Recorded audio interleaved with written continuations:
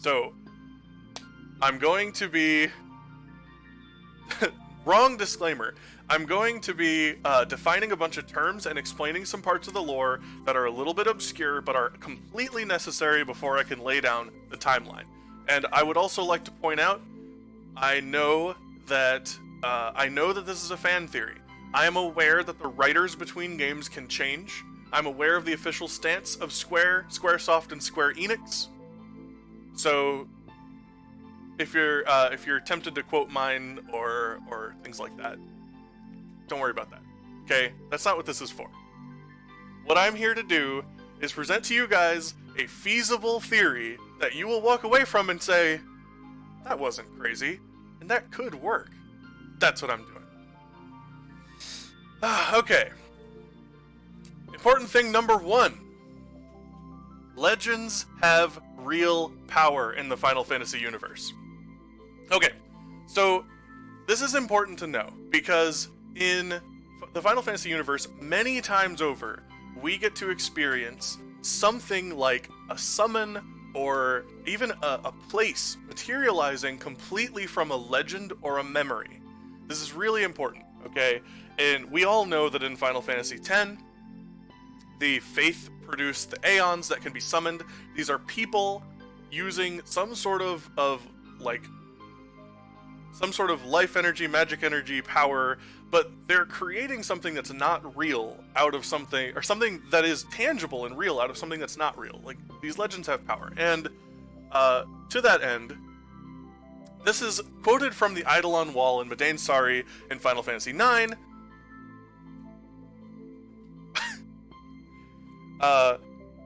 This information is yet to be confirmed, but there was an eyewitness account of a previously undiscovered Eidolon. It was witnessed in Estogaza. If there is an Eidolon that can exist outside of our legends, our theory would no longer hold true, but maybe there are other tribes that have legends of their own. So, this is really important, guys. This is showing us, that Eidolons in 9 are confirmed to come from legends, and that they're so much so that the people in Madain Sari, this was the village of summoners, those people were shocked to hear about a summon that didn't exist within their lore, within their legends. And they talked about a witness from an Eidolon in Estogaza, and there's an area in that part of the game where you can find a summoning circle. So this is just kind of a furthering of that point. Okay, important thing number 2. Omega and Chaos. This is pivotal. So, what is an Omega? We're going to start with an Omega. So, in Dirge of Cerberus, okay, Final Fantasy VII Dirge of Cerberus, the ultimate plot of the game centers around Hojo from Final Fantasy VII. And Hojo is attempting to create and spawn an Omega. And Omega is defined within that game, within that universe, as essentially a planet's defense mechanism. So what happens is, when living beings on the planet are born, they take some of the life energy from the life stream. And when they die, they put that energy back into the life stream. And the planet's health is dependent on that life energy, on the life stream. So when a planet gets a huge influx of life energy into the life stream, it triggers a defense mechanism. And that planet produces an Omega. So the Omega is born of all of that planet's life energy, the entire thing. This is not something that can be done more than once. The planet takes all of its life energy and it spawns an Omega. So this is a picture in Dirge of Cerberus of an Omega being spawned from the life energy of the planet. This being known as the Omega, its whole purpose is to take all of the life energy of the planet, every last bit of it, into itself, to become a being that holds all of the life stream of the planet that it once occupied, and launch itself into space, looking for a new planet to seed. So an Omega is like an escape capsule for life energy. It's like a lifeboat. So this is the Omega being created, and this is the formed Omega. So, they're pretty badass. Now, if you don't recognize the town of Midgar around it, the city of Midgar, you will in the next picture here. But suffice it to say, that's the biggest town on the planet. It's the biggest city in the planet, and it's here. Here is the top of the city right here. Looks kind of like Alexander, yeah. So that's what an Omega is. What is a Chaos? So we've seen Chaos a number of times, guys. Right? We know what Chaos is. But the reality is we only know of Chaos as a villain. And he can knock us all down. We only know of Chaos as a villain. But in Dirge of Cerberus, it's revealed that Chaos actually has a function. That Chaos... Chaos, yeah, we have a Chaos in chat, yes. Chaos is another function of the planet. There are two sides to the Omega coin, right? What happens to all the creatures who are still alive when Omega is created? So, you're holding on to this life energy, this life stream energy in your body, and when Omega is created, it takes all the life energy out of the planet, but it needs a way to get the life energy back out of the living beings on the planet. That's what Chaos is for. Chaos awakens with Omega to kill every living thing on the planet, so that all of that life force, all of the life stream can get on the lifeboat. Here we have another picture of Chaos from 7. And this right here is Vincent once he's using the proto-materia to channel and control Chaos. And this here is at the end of Dirge of Cerberus. Hojo, so this is important. Hojo actually finds a vessel for an Omega. This implies that Omega has to take a physical form of some kind. Probably would just pick the most compatible person. It's not really defined. And Hojo essentially creates a super soldier out of this very, very pristine life stream energy as a test subject. This soldier's name is Vice. And Vice, then Hojo proceeds to dump a bunch of corpses into the life stream and try to start this process. And when he succeeds, Hojo attempts to mind control Vice. By the way, if anyone's forgetting, Dirge of Cerberus comes after 7. Hojo's dead. And he's doing all of this from a computer because he uploaded his consciousness into a computer before he died. So he uses his means of whatever technology he has prepared for this, and he mind control. He takes over the mind of Vice, and this is where you learn all this exposition. And Vice's brother ends up curing and ousting Hojo in some way, but this is really important because Hojo's plan, and I don't want to take this lightly because we've laughed off Hojo a bunch of times in the game, and he's been right a bunch of times in the game. And his plan was to be he was not part of the life stream, but he was in control of the body that was to be the vessel of Omega, and he wanted to be an Omega. Hojo wanted to go to another planet and seed that planet with his influence, with his power. He would have essentially been the most powerful thing in the universe. And the only way you're able to stop him in Dirge of Cerberus is to use Chaos, because Chaos and Omega are, well, they're supposed to work together, and they're both incredibly powerful. They're sort of like opposites. I mean, they work together. So, I want to point out here too, we mentioned the size of an Omega, but look, this right here, guys, this is the entire circle of Midgar. When you play through Final Fantasy VII, like, this is the part that this one of these is the part that got crushed by the plate falling, right? So this is huge. This is insane. Okay. So those are Chaos and Omegas. Do we have any questions?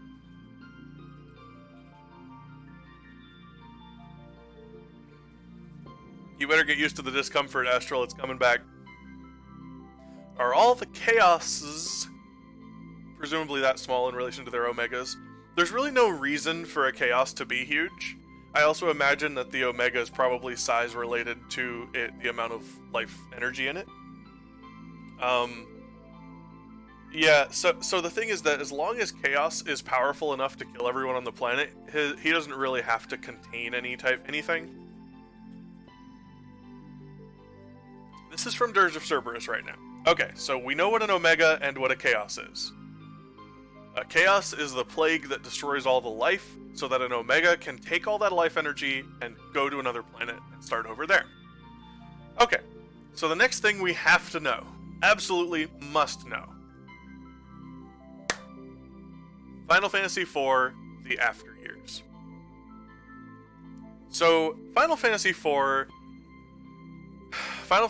the After Years is a weird-ass game.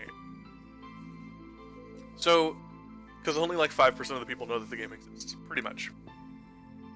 So in Final Fantasy IV, the After Years, there is, you basically pick up where 4 left off, and, which I'll get to later, and, all over the world, these little girls, I don't actually know the age they're supposed to be, show up and start taking the crystals away from the kingdoms, and they're using this crazy level of magic power. They just fuck everything up in their path. And, you know, we'll skip over all the parts where everybody gets personal character development, comes back together and all that, and we'll go straight to what we learned. Everybody goes to the moon, where the Lunarians were, where you fought where you fought alongside Fusoya, where you ended up defeating Xerus and Zeramus. And when you get to the moon, you go through the same dungeon that you did at the end of 4, and then you come to a deeper part of the dungeon. Now, remember that the dungeon in 4 was a crystal palace, right? It was structured. And as you continue to go deeper, it's still very structured. This is not it's not like a cave, right? It's a building. And as you go through it, you encounter many more of those girls with the wicked magic power, and when you fight your way through them, you find out that they are automatons. So they are not human. They're not even biological. They're machines. And you find rooms upon rooms full of crystals, okay? Now, that's easy to say and it's easy to think about, but let me remind you that in Final Fantasy IV, there are 8 total crystals, and their power is so overwhelming that they have thrown the world into a war multiple times. And we're finding rooms on rooms of them, of crystals. And when you fight your way through these rooms, the crystals themselves try to stop you from progressing. And they do so by creating bosses. You go through a gauntlet of fighting boss fights from other Final Fantasy games. So, the crystals are capable of just creating stuff out of nowhere, and they know about the other Final Fantasy games.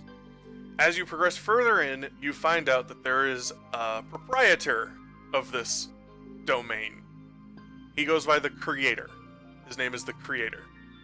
And the Creator is a scientist of some kind who has seeded a bunch of planets with crystals, who has he's responsible for the crystals being on the planet of our game, Final Fantasy IV, and that the crystal's purpose is to somewhat regulate and experiment with the elements, as well as taking a vast amount of data, as taking all of this data, and uploading it back onto the station in space, where the creator is able to run experiments and perfect more of his science.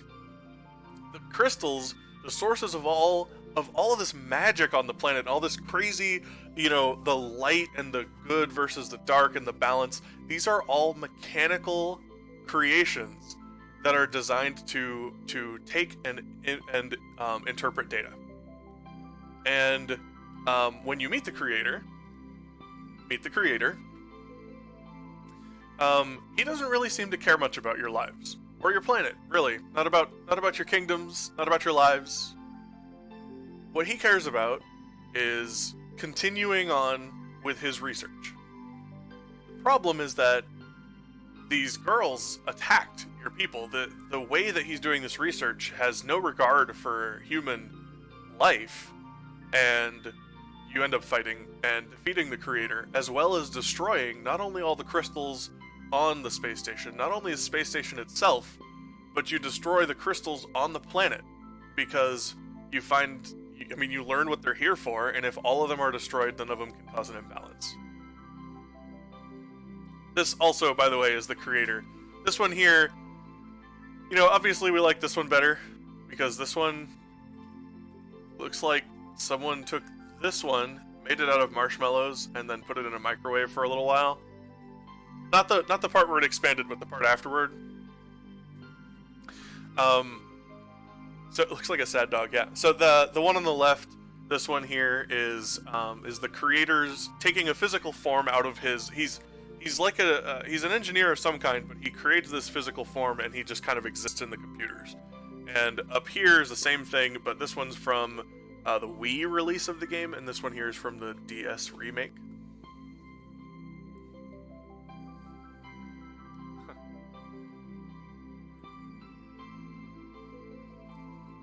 All right, guys. This has been a lot of information. Do we have any questions yet? Before I move on.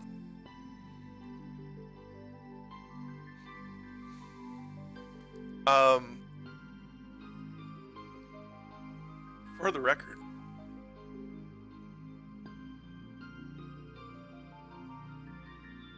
everything you said about chaos. Uh-oh.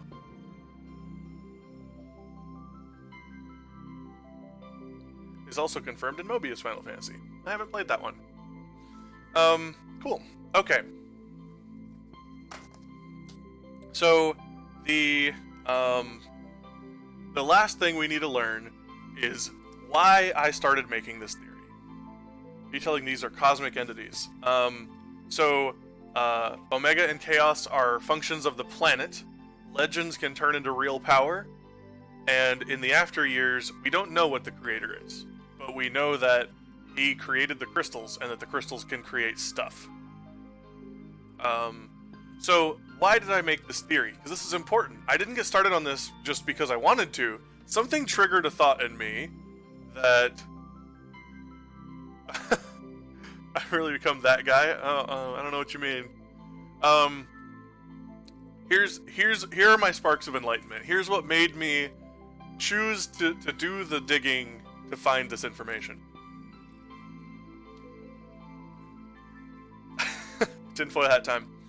So, in Final Fantasy X-2, one of the Al Bhed, named Shinra, sees the Farplane. He's young, and he says, "Farplane data. The more I study it, the more fascinating it gets. There's limitless energy swirling around in there, the life force that flows through our planet. I think, with a little work, we could probably extract the energy into a usable form." And that's really fascinating that a person named Shinra would be talking about the entire business model of the Shinra Energy Corporation. And I would have probably just chalked it up as a reference until I saw this. This is a quote from series writer Kazushige Nojima, who said, "He is unable to complete the system for utilizing this energy in his generation, and in the future, when traveling to distant planets becomes possible, the Shinra Company is founded on another world, or something like that. That would happen in about 1,000 years after this story, I think." So, the series writer, who, this guy was probably a part of at least half of the games that I'm going to go through today, thinks that it's possible, he sees the connection between Shinra, the Al-Bhed, and Shinra, the power company from Final Fantasy VII. Now, I think the 1,000 years, I put it in here for transparency, but I don't see a way that that could happen in 1,000 years.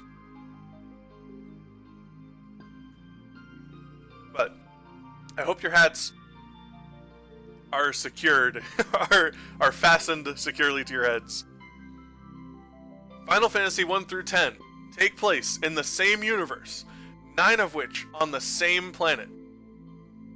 Okay? We're gonna go through the story of the true villain of the entire Final Fantasy series. Maester Seymour Guado.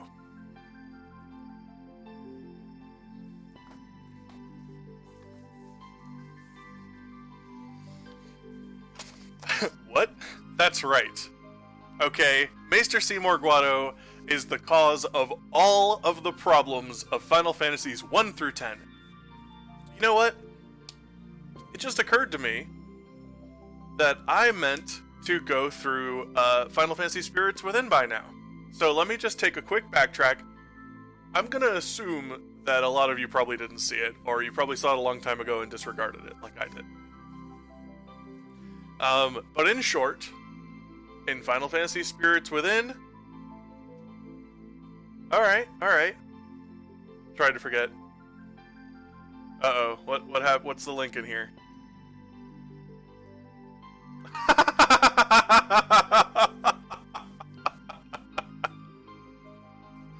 Yes! Yep! Fantastic.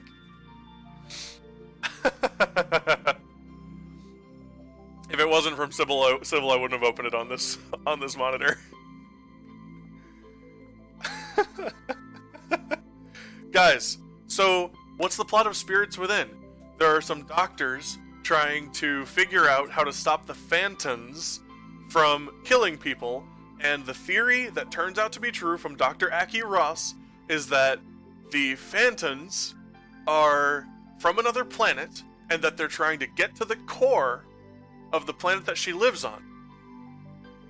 And when they get to the core, what they're going to do is they're going to basically corrupt the life energy of the planet that this movie takes place on, to change it all into the life energy of the alien planet. What we witness in Final Fantasy Spirits Within is an Omega. It is an Omega that crashes on a planet and starts spreading its life energy and influence and killing things and trying to return as much as it can to the life stream where this battle is taking place, so that it can try to take over this other planet. And this, this makes sense to me, because why wouldn't there be life on another planet? We talk about an Omega going out and seeding life, but of course there would be a fight. Planets are entities. In Final Fantasy VII, Bugenhagen teaches us planets have life, they have energy, they can be sick, they can die. So going out to seed life on another planet doesn't just mean finding an empty shell. Alright, so let's get started, hang on. Is this it? No, that's not it. Okay, here we go.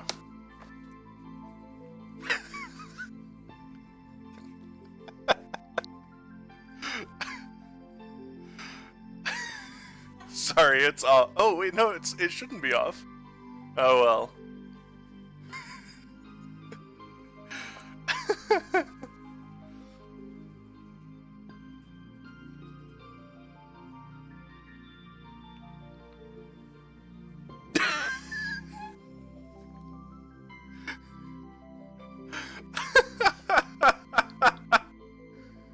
right, guys.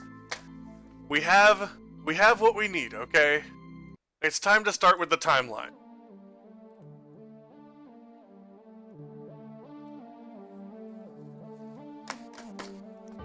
Lavos might be an Omega. Alright, calm down, Dak Moonshadow. We're not there yet. Okay.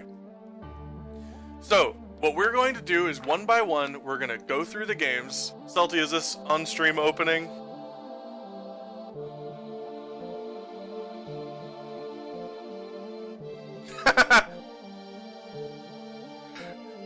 Okay. So, we're going to go through the games one by one. And we're going to get you started off first, and then we're going to have a large intermission where I get to explain my theory. My theory takes place completely between the first chronological game and the second, and then the rest of what I tell you is just going to be you rehearing the stories of these games with a different perspective. So, the first game in the story is Final Fantasy X. Okay. So, we have a lot to cover on 10. So, is he breaking up for anyone else? Am I... Uh-oh, did I break up, guys? Hang on, I'm not monitoring this as closely as usual.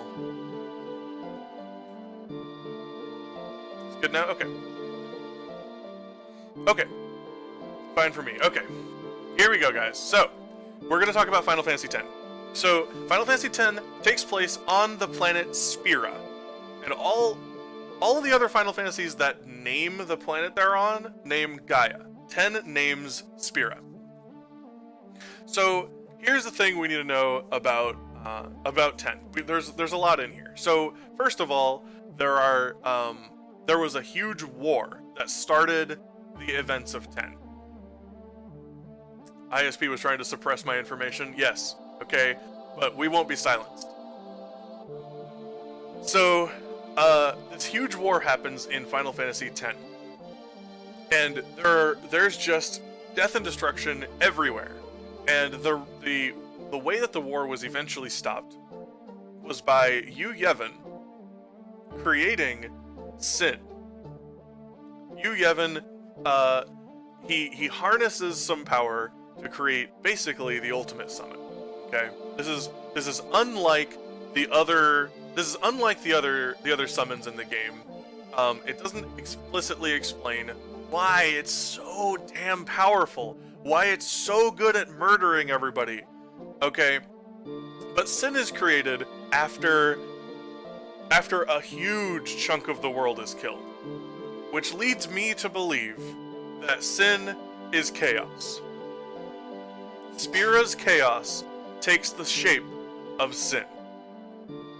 It's also not completely unbelievable to think that Sin, or to think that a summoner could control Sin for several reasons. So the people of Spira have unique attributes that a lot of the other games' protagonists don't have. So in Spira, there are summoners who are supposedly just born with this ability, right? And then they have to train and harness it. But something that the summoners and other people in the church can do is send souls. We want to focus on that for a minute. So, what does that mean? When we talk about when they talk about the Pyreflies that appear whenever people die, what they tell you in the game is that the far plane is the final destination. It's the resting place of the spirit and life energy of the individual. But if that energy is not manually sent to the far plane by a summoner, then it instead will amalgamate somewhere else in the world, and it'll combine with other Pyreflies and turn into a monster. And that's how fiends are born. So, in order to prevent your loved ones from becoming a fiend, you have to manually send their life energy. Now, this is a very broken system, guys. So this is one of the reasons we're focusing on this. It's a broken system. Final Fantasy X has a life stream-like system wherein the life energy does not get sent back to the life stream on its own. If the people didn't send it back, the planet would die. And the other thing to think about is that people can send the energy back. These are people. These are humans, or their equivalent on Spira, Spirans, who have the ability to send life energy to its destination. These people can control life energy. That's really important, because that's not normal. That is a unique attribute of the residents of Spira. So, Salty said something great. He says, Sin is not efficient, it just kills a lot, and then runs off for a while. Yeah, so the thing is that Sin's being controlled, and all it really does is kill. It's not accomplishing anything, it's just killing. Which sounds like something we would want a Chaos to do. Something is totally wrong with Omega on Spira. Yes, so here's the thing. What does a planet do when it's dying? It is also being controlled by a summoner. Salty, it's being controlled by a summoner. So when a planet's dying, it produces an Omega, as we learned in Dirge of Cerberus and Spirits Within. So, if a planet's death comes about, not because everybody on the planet dies, but because none of the life energy goes back into the life stream, how would a planet handle that? How would a natural Omega appear? Thank you, Civil. Disclaimer, this is a theory stream. We are connecting all of the Final Fantasy games 1 through 10 together in one unified theory. The amount of spoilers in this stream is going to be intense. So, 1 through 10.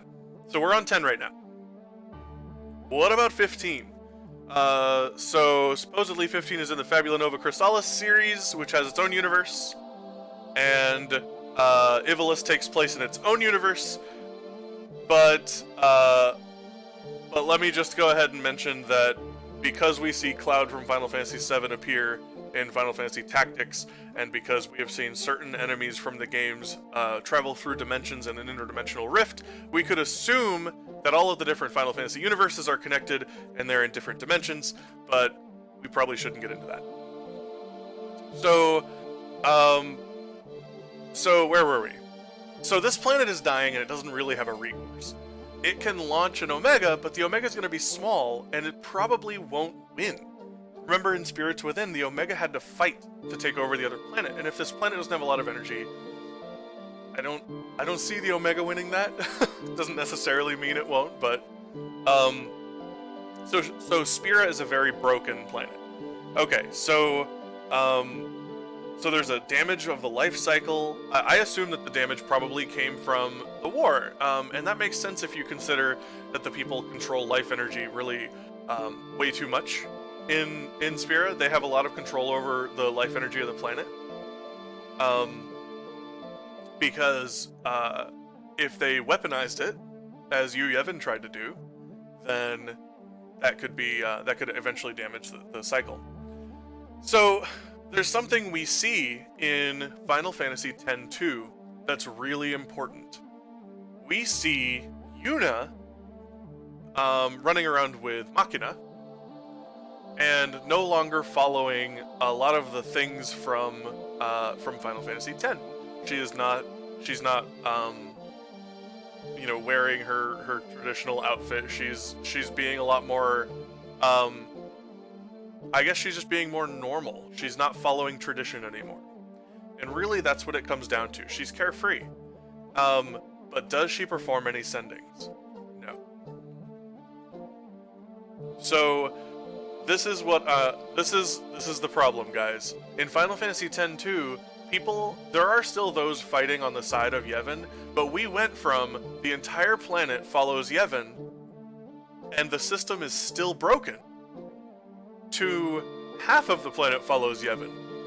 What's that gonna do to the life energy on this planet? This planet is doomed. It's going to die. And we have a boy, an Al Bhed boy, who is very fascinated with the inner workings of how the far plane works, how to harness energy from it, and learn from it. Okay. So,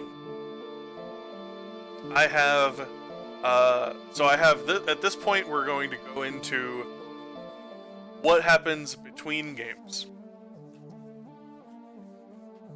So, these are all jumps that I'm making that I'm going to justify throughout the rest of the telling of these stories. So a lot of these things are going to sound a little bit out of nowhere, but given the information I've already given you, just kind of bear with me, and if you don't agree with it later, we can discuss that. So before the end of Shinra's life, before the end of his lifetime, Shinra downloads his consciousness into some sort of machine or life form that he creates, and so he is no longer mortal in the sense of dying of age. He's been working on all sorts of interesting technology and research, including into the far plane and in space travel. Because the Al Bhed love to fly, why not fly in the ultimate sky? So the planet's dying due to people no longer following the old ways. Shinra's research into the far plane shows him that the planet's going to die, and so he expedites his space travel technology as much as he can, and he creates a space station with which to escape and take as many people from Spira with him as he can. Spira's life stream does not have a lot of energy in it. Okay, now here's where I want to talk about Maester Seymour Guado. So, Seymour Guado is it's the villain from 10 that you fight the most times. Okay? He is everywhere. From the moment you decide he's your enemy, you fight him, I want to say 5 times, and you kill him every time. 5 times. And every time you kill him, he comes back stronger. Every time Seymour is pushed to the point of actually dying, he flexes more influence. He doesn't almost die, Envy. He dies. And the way he gets stronger is that he starts controlling Pyreflies. You notice in the fights with him that he gets slightly more monstrous every fight until the point where he is actually a whole monster with a little bit of a Seymour sticking out of it. Okay, this man, while being a villain and detestable, is also amazing. He is controlling Pyreflies. Not even fiends do that. Only Seymour does that. He is unique, and he's very powerful. And based on some of the things we know from some of the other games, it would make sense that even after he was sent, he still had some willpower. Because that is, in a lot of the games, the most powerful people that die still have willpower, even after their death. And in the case of Seymour, not only is he incredibly powerful, but he's powerful within the realm of the life stream. So, Seymour also senses the planet's death from within. And the planet is not really able to resist his influence as it gets closer to death. Seymour is becoming more proportionately powerful to the whole of the planet because there's less planet for him to have to control. And Seymour takes control of the far plane and the planet's energy and creates and launches an Omega, seeking a new planet to seed with his influence.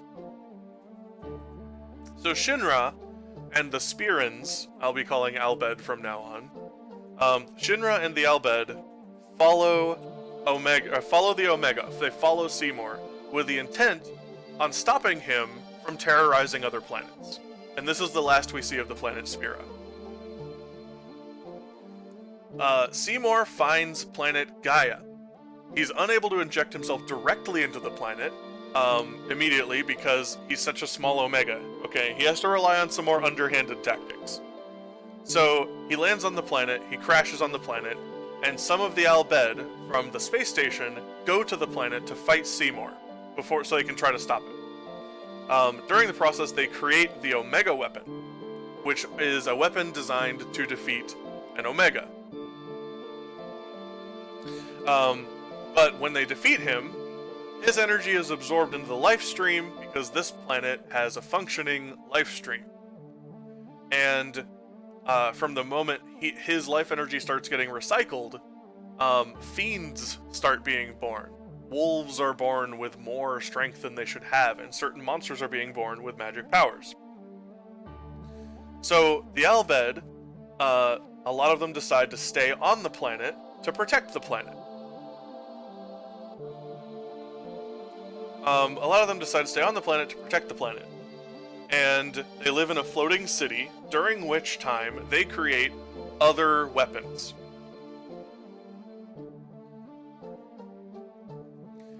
These weapons are designed by the Al Bhed to protect planet Gaia. There is an additional weapon that they created that I don't have on here because no one knows about it. It's from Final Fantasy Before Crisis. But we have here Ruby and Emerald weapon, Ultima weapon, Diamond weapon, War Mech from Final Fantasy 1. War Mech was protecting the floating city and actually attacks the hero party, the Light Warriors, when they're in the floating city in Final Fantasy 1, and Omega weapon.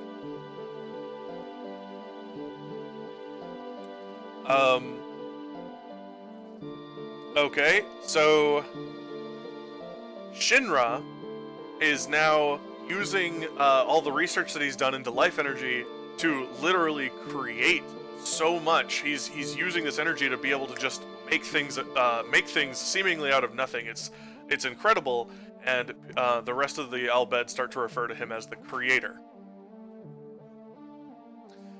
He advances his dress sphere technology to the point that they are now crystals, and that's what he refers to them as from now on.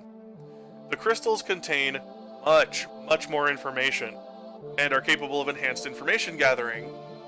The creator continues his experiments in abiogenesis and primal powers using the crystals. He sends crystals all over the galaxy as probes to gather information. He installs 4 crystals on the planet Gaia to gather an immense amount of information while performing their own experiments over the simple elements that they were designed to harness. Shinra, the creator, then creates 3 Faith.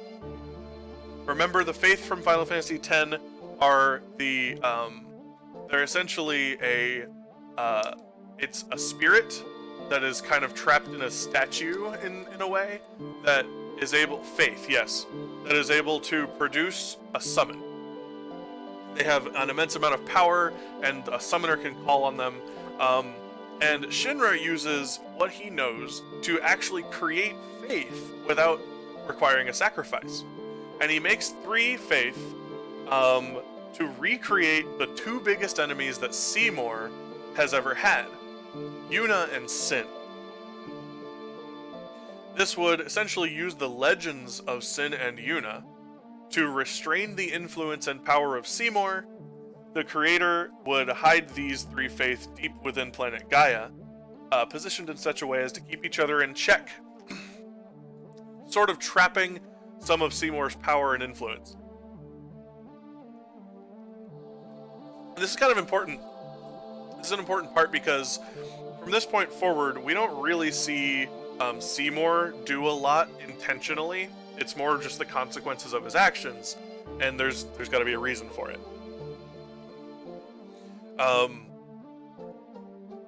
The creator devises a plan.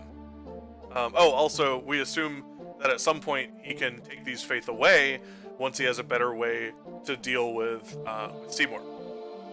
So the creator devises a plan. He's going to filter out the corruption of the life stream. So he creates another planet. A planet named Terra that has no life on it, and no life stream cycle. And he then creates an immortal construct to oversee the filtration of the life stream. And so Terra is gonna sort of be like, Terra's gonna be like a liver. Okay, so what's gonna happen? Terra's going to the life stream's gonna be filtered, and all of the Spearin life stream that was controlled by Seymour is going to be dumped into planet Terra, and Gaia is going to be spared from Seymour's control. So he creates an immortal construct to oversee this, named Garland, and he creates 4 monsters, fiends, to protect Terra. Garland would work to facilitate the replacement of Gaia's spirits with those of Terra, which would cause Seymour's corruption to die with the artificial planet of Terra. So Garland attempts, once the filtration method is prepared, Garland attempts to use to rise through the power of the Kingdom of Corneria to start a war, which would kill a large number of people, and that large number of deaths would be filtering the souls quickly. Now, neither he nor the creator knew that a planet's Omega had a counterpart, Chaos. They knew Chaos as Sin, and Spira never launched another Chaos. They didn't know this was part of it. So Chaos is awakened when Garland starts killing people.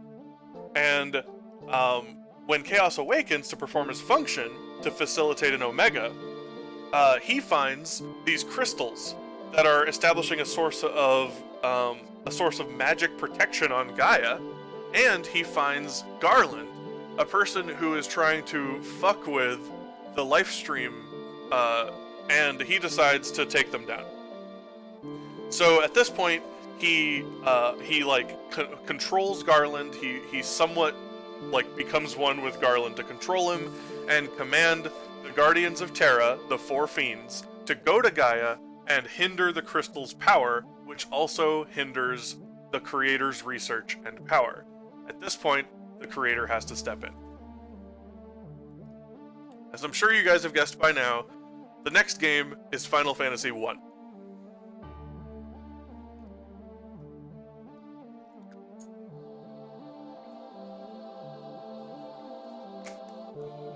So, it's a good cover art, right?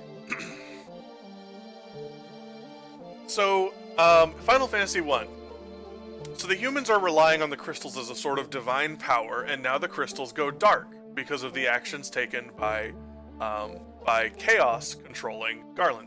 Let me take a moment to reiterate: spoilers aplenty, and 2, from this point forward, we are going to be explaining the lore of these games with the hopes that you guys are going to see them through a different lens. So all of the me making up essentially a reasonable plot to throw in here, that's done. We're talking about the games now. So the creator crafts 4 human-like automatons and arms them with an old technology that has not yet been shut down by Chaos. See, the creator's been using these crystals for everything, but Chaos shut him down. So he's gonna have to use something a little older. Something that hasn't been used. Something that hasn't been corrupted yet.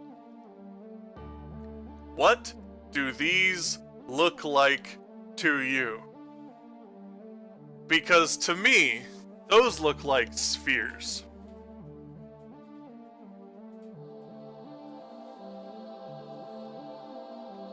So, he arms them with dress spheres.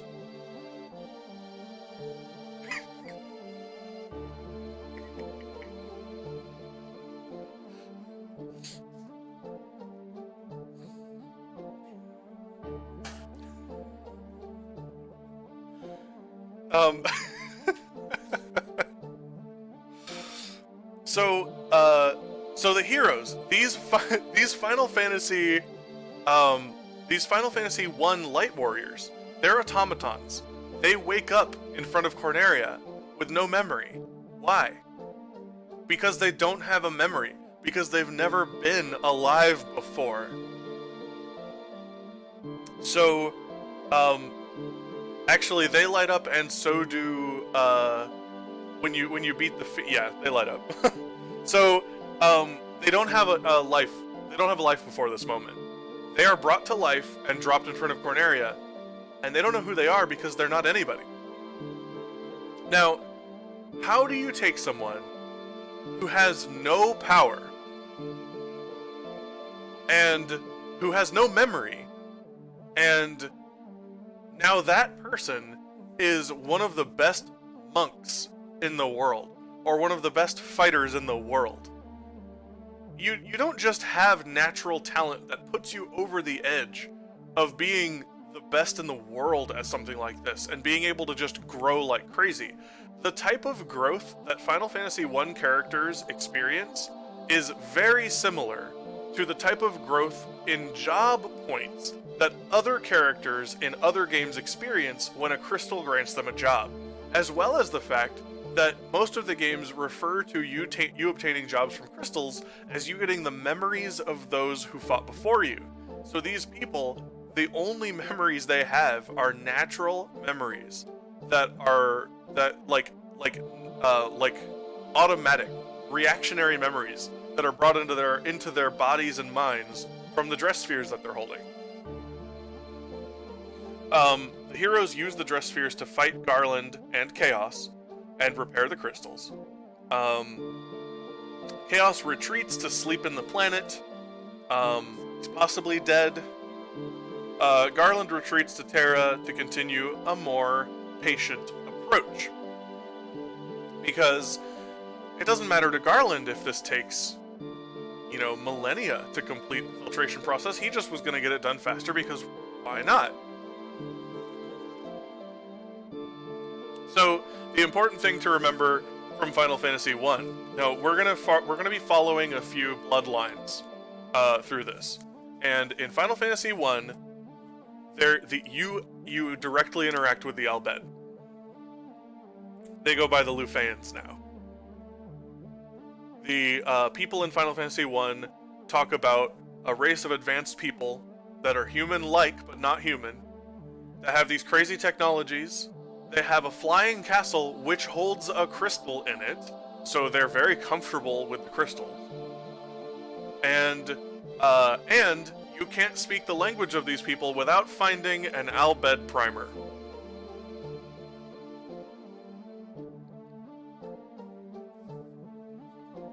So, in Final Fantasy I, the Al Bhed are Lufeyans. So the next game in the series is Final Fantasy III. So, in Final Fantasy III, this is an important one too. So the creator makes a second set of crystals to counterbalance the first. It'll allow them to have a higher power, a little bit more reach on the planet without being as susceptible to being destroyed, corrupted, or otherwise damaged. The crystals are advanced dress spheres. They now have AI, and so they can communicate with the Light Warriors. They talk to them, and they can grant multiple classes at one time. In Final Fantasy III, when you approach a crystal, it can give you multiple classes. It can fill you with the entire life's worth of experience of more than one specialist. The amount of data that's got to consume is insane. And the ancient heroes that you are gaining the knowledge from and you're embodying. Okay, this is important, guys. These are white mages from Final Fantasy III. Now let me ask you something. If Shinra is going to use memory storing devices to store the memories of heroes who used all these crazy classes, and the result is that even whenever you're trying to be a white mage and save your party's lives, you want to look cute. Who do you think they're drawing on the memories of? That's right. You may not like it.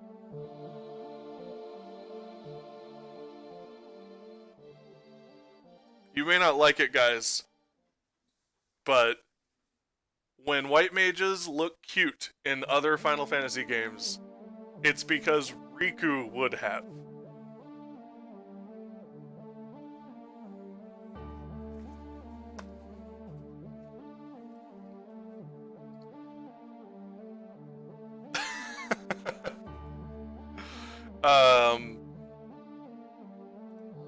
Okay.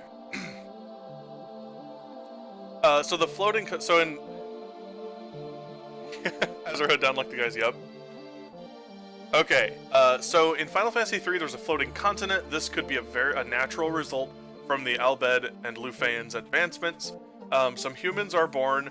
Okay, so some humans are born with a special ability. This hasn't really been seen previously in the world, and those humans are known as sorcerers and sorceresses. Now, it would make sense if a person is born with a natural ability to control, I guess to wield a little bit of magic, to have a little bit of sense of life and power. That sounds a lot like basically anyone who trained in Spira. I mean, in Spira, you have summoners who can perform sending rituals and summon. It would make sense that someone who is born to become a sorcerer or sorceress has some life energy from the life stream that originally came from Spira. Which, if you'll remember too, that none of the none of the energy that came to planet Gaia was clean. All of it was under Seymour's influence when it got here. So we run into sorcerers, which have summoner magical energy, essentially. And the reason this is also important is that the magic from the sorcerers is separate from the magic of the crystals. A lot of implications are made in Final Fantasy games that almost all of the magic people use are from the crystals, but sorcerers don't use magic from the crystals. So the sorcerers that we encounter are Doga, Une, and Xande. So Doga, we know, creates Moogles. Actually, he creates Moogles in Final Fantasy III. They're magical constructs that he makes to help him.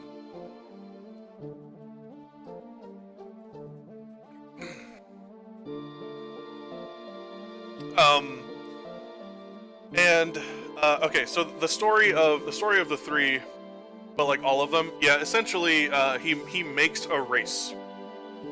He creates a race of creatures called Moogles, and I suppose, and they are able to reproduce and go on. They have consciousness. They have lives. Yeah, essentially, he is their creator. So, the story of the sorcerers goes that there was a sorcerer named Noah. There is, isn't there, Astral? So, so there's a sorcerer named Noah, and the sorcerer Noah was so insanely knowledgeable and so insanely powerful that he ended up getting 3 apprentices who were compatible with his with the sorcerer bloodline. Essentially, they were able to wield magic like he wields. And when it came time for him to pass on, he was old, and he had decided it was time for him to die. And remember, he decided it was time for him to die because he was so powerful, and potentially powerful with the spirit energy of Spira, people who can control life energy and who have to be sent, that he had to choose to die. He was immortal otherwise. And he chose that before he was going to die, and before he died, he was going to pass on some of his gifts to... Salty has a question.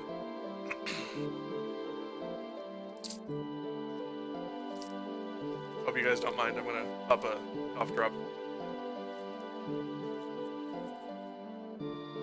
No, I'm more using that to bring up a point. The point is that if this is Seymour's life energy, it would make sense that someone with a large amount of it could choose to not die. If for no other reason than he was a summoner capable of sending, capable of controlling life energy.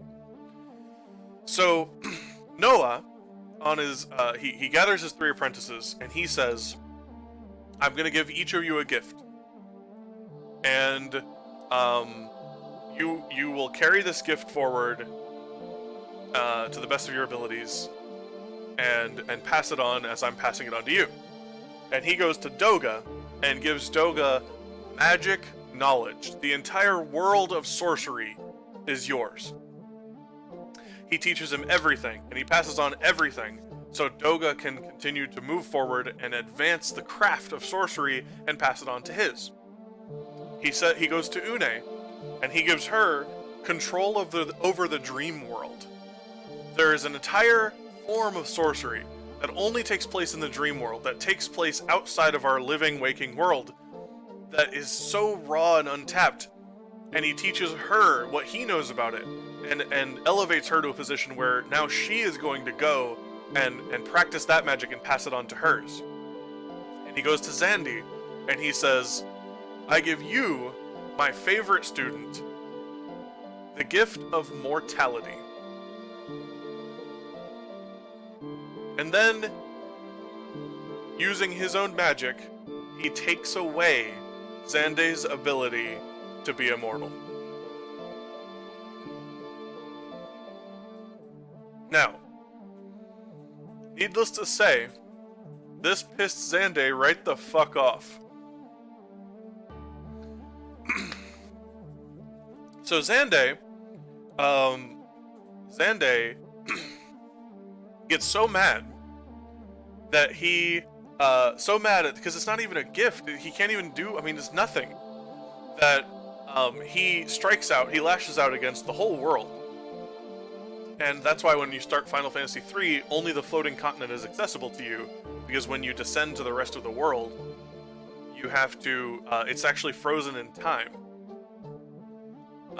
It's frozen in time, and you have to use the crystal's power to fight back the influence of what the crystals are referring to as the void. And you have to push back the void. Now this is until you can get to the end and actually end up fighting a manifestation of the void itself. So Xandi, in a fit of rage over his mortality, accidentally, because the void isn't something anyone else really uses, he uses a power that is so devastating that nothing can really stand against it except the unified force of everyone, including all the crystals. And he doesn't even really control it in the end. So, at the end, whenever your heroes, your light warriors, go to fight the Cloud of Darkness, something really interesting happens. So, there's a legend that you're told in Final Fantasy III about how in the world, sometimes light gets too bright, sometimes darkness gets too dark. And in either circumstance, we're in danger of losing everything, of the void taking over. And that there has been a time before when the light was too bright and dark warriors had to come. And that the 4 dark warriors arrived and plunged the world into a very needed darkness, because otherwise the light would have been too strong, the good would have been too strong, and the world would have been consumed by the void. And now, in 3, your characters are the light warriors here to do the opposite, here to raise the world out of darkness so that you can push the void back. And when you consider that the Final Fantasy I characters go around a world that is not destroyed, and they go around the world igniting the crystals and their own spheres, making the world regain all of this light, only to have, and the world, mind you, again, it's not destroyed. It's not even on the brink of destruction. Only to have Chaos use this light to go back in time. You follow him. The light caused the problem. So, now that's not true. The light didn't cause the problem, but if this story were to be told generation after generation, as it certainly would be when these light warriors showed up, over time, it could be misconstrued, it could be changed to the point where they're still heroes. They still did the right thing, but what they had to do was fight the darkness. So, at the end of Final Fantasy III, when you're fighting the Void, the manifestation of the Void itself, Doga and Une are dead. And you lose the fight. The first time you fight the boss, you have to lose. There's no way around it. And after you lose, Doga and Une's spirits show up. Again, showing that sorcerers are able to live after they've died. That sorcerers are able to have a will in the afterlife. So Doga and Une show up, resurrect your whole party, at which point the Dark Warriors show up and attack the Void, bringing it into a state of weakness that allows you, the Light Warriors, to vanquish it. And I submit to you that Doga and Une summoned a legend. Doga and Une performed a summoning, much like Seymour would have done in that position.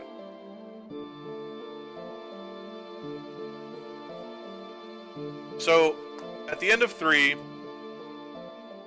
Doga's teachings are passed down to anyone who's compatible, and we assume that compatible means corrupted with Seymour's summoner spirit. They could still be killed, Salty. They just didn't die naturally.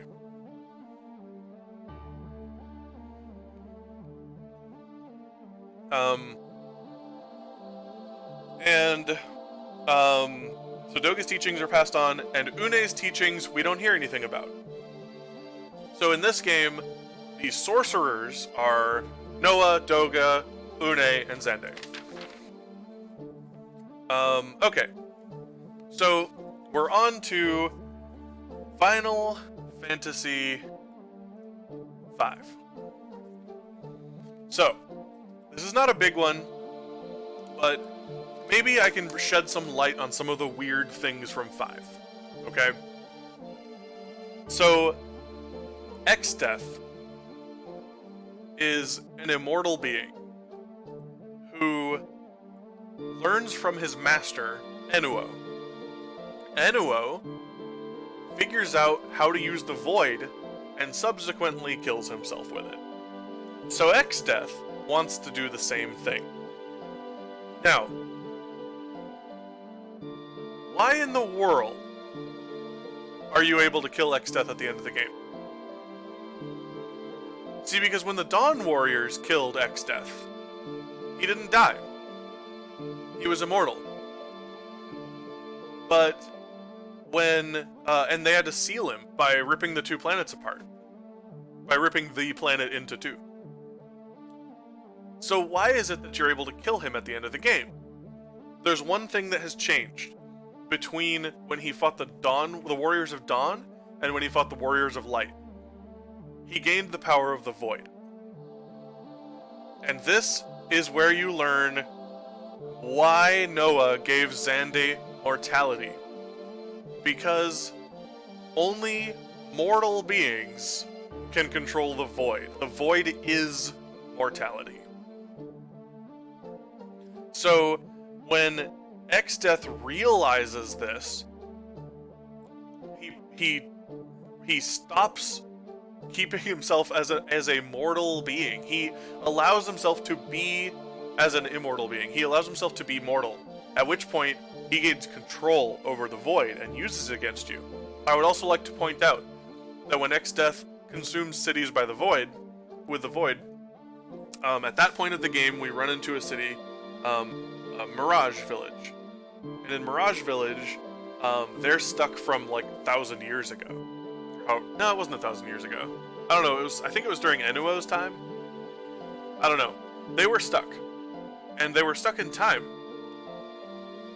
And that in Final Fantasy III, when you go down to the surface of the planet, it's all frozen in time until you can reignite the crystals and push back the void. The power of the void is a lot of things, but one of the things that it can do is freeze people in time. They can't do anything. It's a big control of time.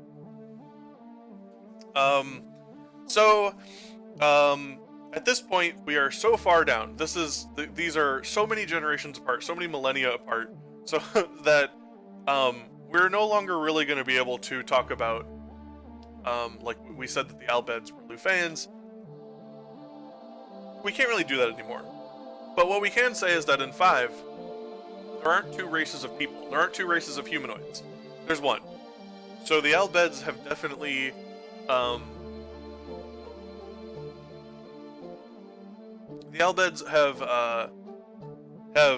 definitely, like, either died out, or my assumption is that they have cohabitated with humans. And it would make sense that a lot of the scholars and engineers that take prominent roles of inventing in Final Fantasy games from here on are probably descendants of the Albed, or have more Albed like characteristics than normal, than average.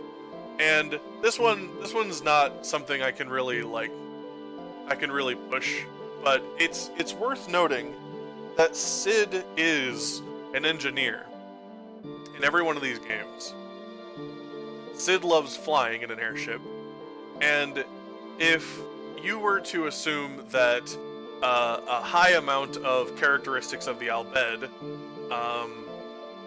makes someone more likely to be a scholar or engineer, more likely to want to fly, and you were to assume that family names get handed down from time to time, you could even assume that, you know, there's a Cid who was named after his great-great-uncle, who was named after his great-grandpa, and so forth.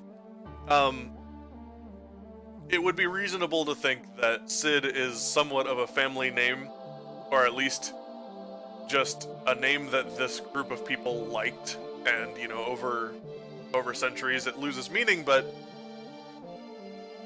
it is reasonable to assume that when you meet a Cid in a Final Fantasy game, he has a high amount of Albed lineage. So, in Final Fantasy V, the crystals reform at the end of 5, but there are 4 additional crystals that reform that the heroes don't know about. At the end of 5, you've defeated the 4 crystals on both planets, and they reform, but there are more. There are 4 more underground that we don't see. So in this one, the sorcerers are Enuo and Exdeath, and the scholars in the game are probably somewhat Albed descendants. Okay. Next, we have Final Fantasy II. This one's really quick. The reason Final Fantasy II goes here is because it goes before 4. Okay? So, in Final Fantasy II, you meet a young boy named Kain Highwind, whose father is named Rickard Highwind. Rickard Highwind is a dragoon, the last of his kind, and Kain Highwind is a boy who looks up to his dad and wants to be a dragoon. You also encounter the town of Mysidia, which is a town of wizards.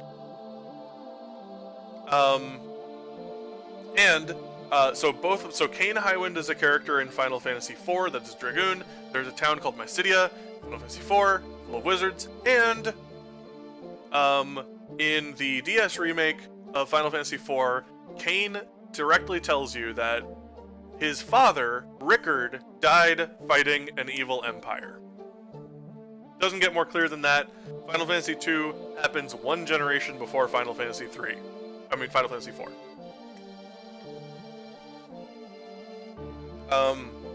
So, you never see the crystals in 2, but the assumption the assumption can be made that either this empire didn't know about it, or the Emperor is really unwilling to fuck with him because he wants to rule the world. He's not crazy like Kefka's crazy.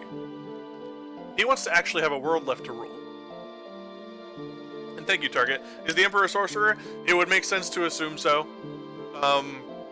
Especially because when he dies, when you kill him, he comes back and creates a new palace and says that he's only stronger now and will rule hell. So it makes sense to assume that the Emperor is a sorcerer with Seymour's life energy in him that's somewhat causing a little bit of, wackadoodleness. So, Final Fantasy IV, obviously, is next. Final Fantasy IV. So, in Final Fantasy IV, we encounter the Lunarians.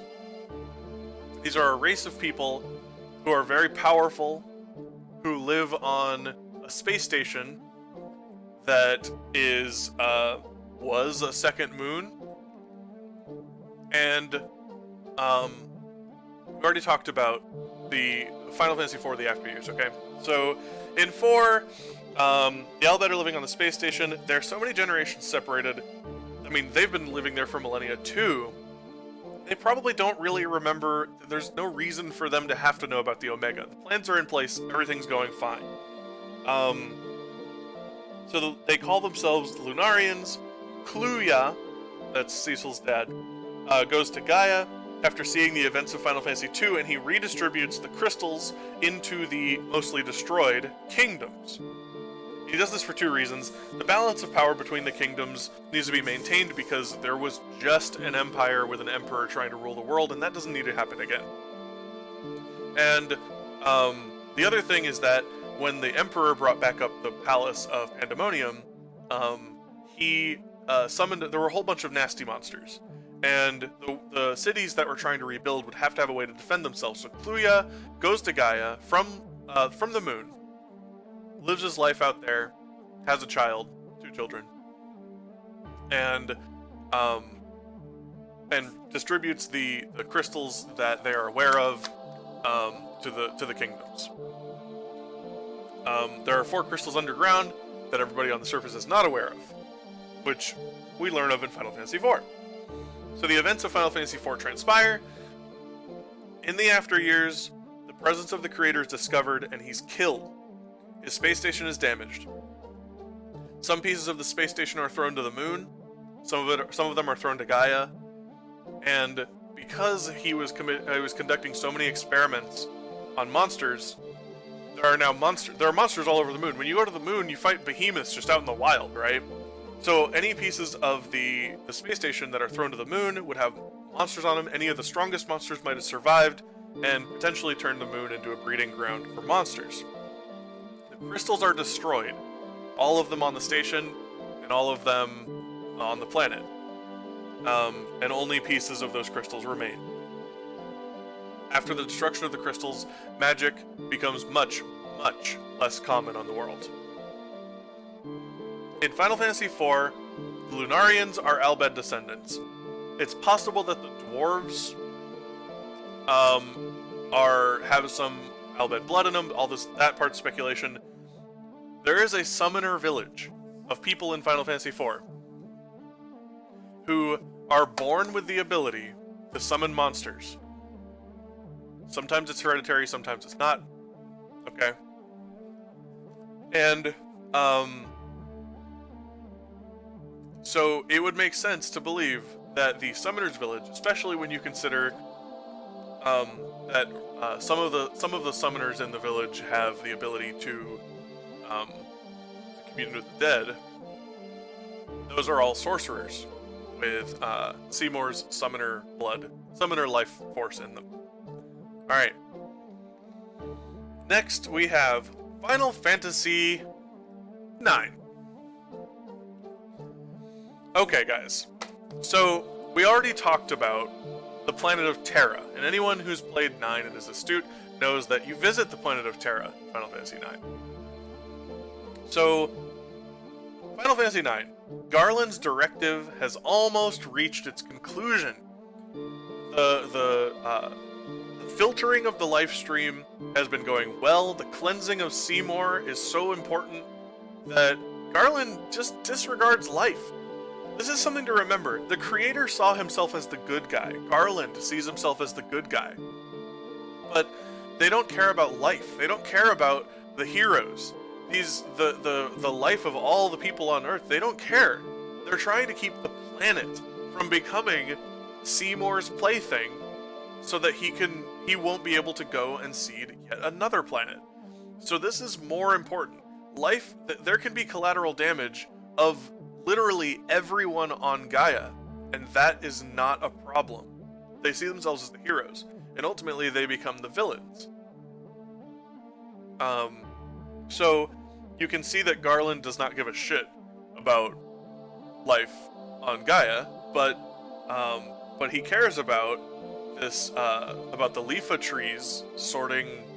Isn't that what they're called, the Leafa trees? Filtering the life stream, and he cares about Terra. Zidane and Kuja are made. Zidane and Kuja are improved versions of the Light Warriors from Final Fantasy 1. Is that right? Leafa tree? Oh. What? Is that Lifa tree? Sounds really weird. Lifa sounds like I'm casting, like, the next one would be Lifaga.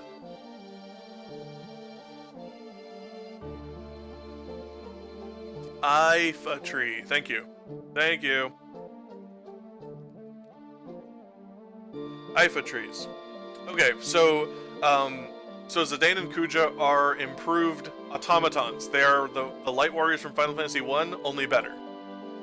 Garland and Kuja are both aware of the origin of their planet and life as they know it from the crystal. However, because remember the crystals can create things, that would be how the creator made Terra, would be with a crystal.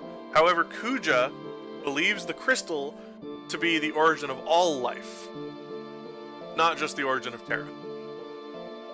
And in the end of Final Fantasy IX, when Kuja lashes out, he destroys the crystal in an attempt to take everyone with him.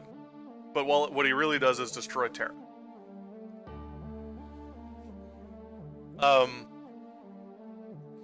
So that would make sense as to why he destroyed the creator of all life and nothing changed. The other thing, hang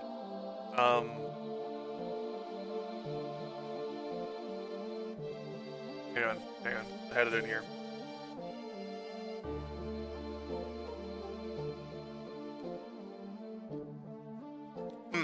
So, when we look at the Ifa trees, what we see is that,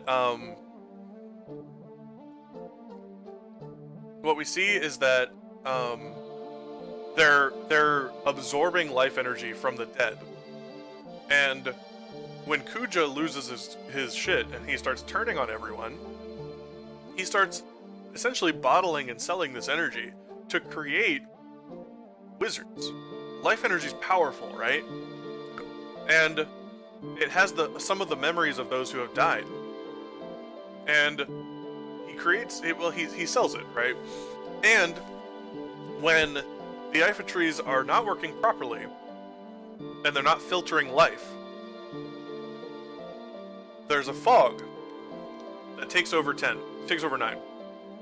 And the whole world essentially is covered in this damn fog. And in the fog, you run into monsters.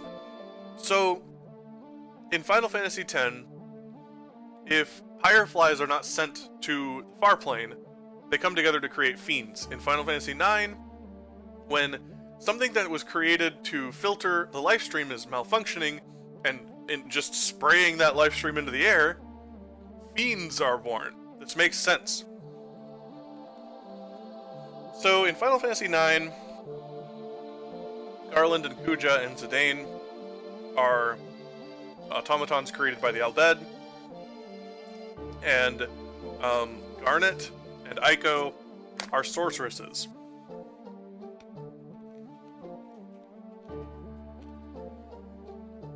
We're so far already, yes. Yeah, we're on track. We got this. We got this, guys. Okay. Alright, everybody. Wake it up, shake it off. Is everybody still following? Do we have any questions?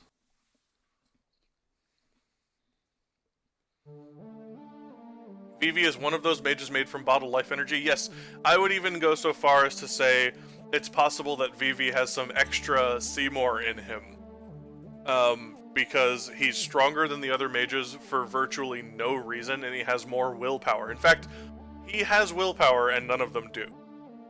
So if you were to be taking a bunch of random life stream energy and bottling it up and weaponizing it, and one of those weapons turned out to be better and have more control, it would make sense for that weapon to have some of the life energy in that weapon to be in control. And Steiner is just an idiot. You know what? Steiner is pretty awesome by the end of the game, man. No, Vivi is special and magical and innocent and not at all Seymourish. So do you think that with separate platforms, they know this way in advance? So there's a series writer that I quoted at the beginning of this presentation that seems to have thought some of this through. But the reality of the situation, this is going to be a rare moment of reality. This is not intended. Square Enix does not have the same stance I have. Some of the writers might think this. Some of the writers might want this sort of thing to happen, but this was not intended. But that doesn't make it not true. What are Quina, Freya, and Amarant? You mean like what races are they? Well, I mean, there were dwarves for a long time. Like, humans weren't the only race. Hell, there were intelligent dragons in Final Fantasy 1, right? I mean, I don't really have a good answer to that, Salty.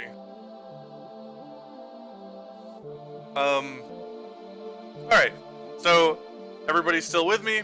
We're gonna move on. The next is Final Fantasy VI. Alright, this is a big one. This is why I woke you up. So in Final Fantasy VI, the crystals have been gone for a long, long time. Magic is dwindling into non-existence. The summons from Final Fantasy IV, because remember in 4 they lived, they had a home. They sealed themselves away again and they're now hiding. The Empire is able to recreate floating continent technology either just through their own efforts or through finding some remnants of the floating continent. And they locate what they believe to be statues of the Warring Triad. In reality, these are the three faiths that were hidden millennia ago by the Creator. So let's take a moment to talk about that. Hang on. One of these.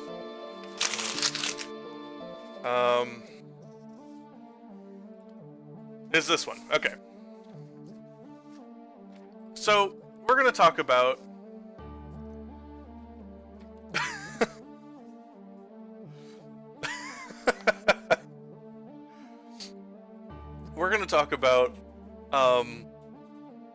the three Warring Triad statues. All right. So, when you create a faith, if you remember in 10, when you walked into Ifrit's chamber, you didn't see Ifrit, right? You didn't just see him. You saw a lot of things that were representative of the legend of Ifrit. Okay, so the faith in Final Fantasy X were a structure with a statue in it in the chamber of the faith that that would allow you to project this legend, right? And so it would make sense if the faith do not need to have like a true to form, right? The statue you go and talk to, it wasn't Brahma. I'm sorry, there wasn't Rama in there, was there? It wasn't Ixion. it was representative of Ixion. The 3 what statues? So the creator made the 3 statues of the faith when he arrived at Gaia, Yuna, Sin, and Seymour, to keep each other in control. Okay, and this is what they are. They are the 3 warring triad. So here is my assertion that these are the warring triads. First, we're going to talk about the goddess. Okay, this is the goddess. So, the goddess is made up of essentially 2 parts. The statue of the woman stands on a Medusa-like head.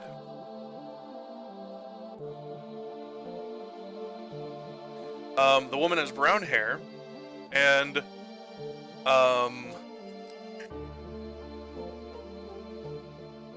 okay, so behind her, right here, is this golden disc, and it resembles the sun. And if we treat the statues as faith rather than like actual petrified god remains, which is the legend, then there's symbolism. What we're looking for is symbolism. Why would this be an effective faith to make you think of Yuna? And what we see here is Yuna standing on Yunalesca, emerging from Yunalesca, because Yunalesca is this. This is what happened when you fought Yunalesca. Okay, so this is Yuna, and Yuna was named after Yunalesca in order to follow in her footsteps. And she emerges away from Yunalesca and is supported by and emerging towards a sun. And in the Japanese version of Final Fantasy X, the main character's name is Tida. And in the Okinawan dialect of Japanese, Tida means sun. This is a faith that is representative of Yuna and her power and her change of character. How she came away from her start and became the goddess. Fiend is next. So here, this is Fiend. Large, fairly blobby shape. Okay. So I'm positing that this one here is Sin. Sin is the bringer of destruction. Fiend is also called Doom. So Sin is and Sin is the essence, is in essence a fiend that's left behind by the faith of the final Aeon, because fiends are created after something dies. So this is my assertion here. I believe that the bottom half of Fiend represents Sin, and the top half represents Jecht, the final Aeon. So he's got horns, a little bit of yellow, like yellow horns here. He's got multiple horns up here. He's got sort of wings. I mean, this isn't like exact, but I think that this is a fair enough representation. And also both of them, Jecht's lower half is concealed. There's not really like legs or form there. So I think this is Sin. This is the faith of Sin that is now called Fiend or Doom. And finally the third one, Poltergeist or Demon. Because these all had, or these two had 2 names in the different remakes. Poltergeist would make sense for a faith that is named after Seymour Guado. So this is what Poltergeist looks like. It has 2 parts. There's a well-defined face here and a monstrous face down here, which immediately makes me think of Anima. Anima is the summon that Seymour exclusively used until Yuna was able to also get it, right? And Anima is Seymour's mom. Are you sure that's not my ex-wife? Oh! I'll leave it up. Good job on this. Thank you, Xenoguardian. Alright, so... Sorry, this is a wall of text I'm going through here.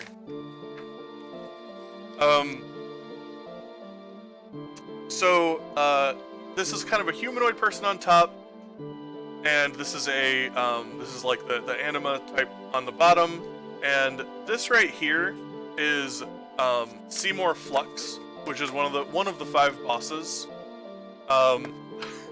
Sorry. Let me do it. This is a wall of text I'm looking at. See. So.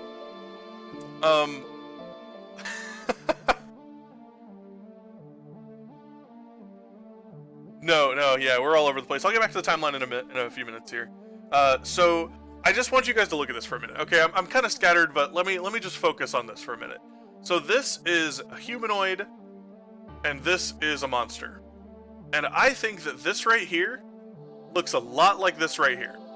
Okay? And this is one of the 2 parts of a boss called Seymour Flux. And right here, you can see Seymour in here controlling it, and this is Seymour's staff. Okay, so this, it's a halberd, but if we're just looking for like a sort of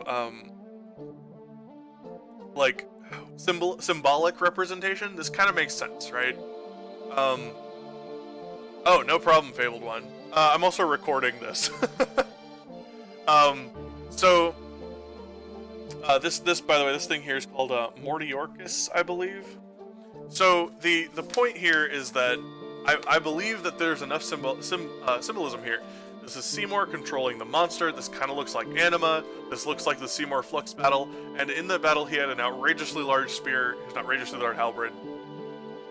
The symbolism could add wings because he cheats death so much. I mean, he's basically been an angel most of the time you fought him, right? So this is not actually a representation of a recreation of the character. This is a recreation of the legend. Okay, so that's all I got here. So back to the timeline. So those are the 3 statues that made up the Warring Triad. Those are the 3 faith that were keeping a large chunk of Seymour's power in check for millennia. So when the Final Fantasy VI Empire finds the Warring Triad, they think that they're like fossilized gods, but they're not. And when Kefka, who is a crazy nutbag sorcerer, is able to take control of that energy by stepping into the statues, that makes a lot of sense. Because it's basically him controlling some of what makes him who he is. When he and the statues are destroyed, at the end of the game, Espers and Esper magic go away. This is because the Eidolons and Espers had been Aeons all along, and the last faith have disappeared. When you defeat every part of the 3 faith, you defeat all the Aeons, just like what happened in 10. So that's why the Espers go away. Sorceress magic remains. Remember, because sorcerers are not using the same type of magic. This is magic from Seymour, essentially. But it's so rare that it's hardly ever seen. For a long time after this, Espers don't have any physical form, but they have been around long enough that the life stream and memories in the life stream, they do remember them. So in this one, Kefka may be a sorcerer, is likely to be a sorcerer. I do want to also point out that when Kefka absorbs all this life energy straight out of these faith were made in place to hold all this energy, right?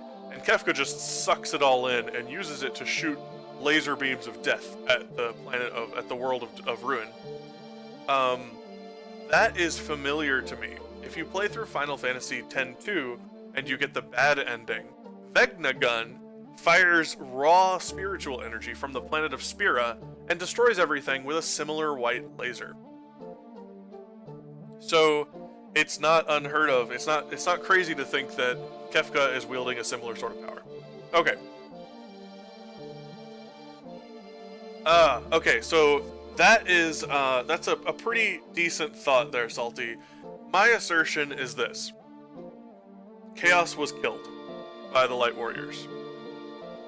And the level of destruction. So when you go around the world in 6 and then go around the world of Ruin, it's pretty devastating, but I saw more death from drinking Doma water than I saw from the planet being destroyed. Kefka was not aiming for lives. He was aiming for destruction. So I wouldn't have been surprised to see an Omega spawn from that, but it also makes sense if it wasn't.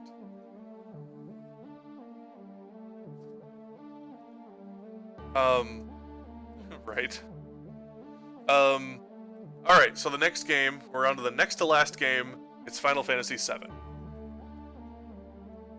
So, at this point, almost anyone can use magic. But I just said, magic doesn't exist anymore. So how can they use magic?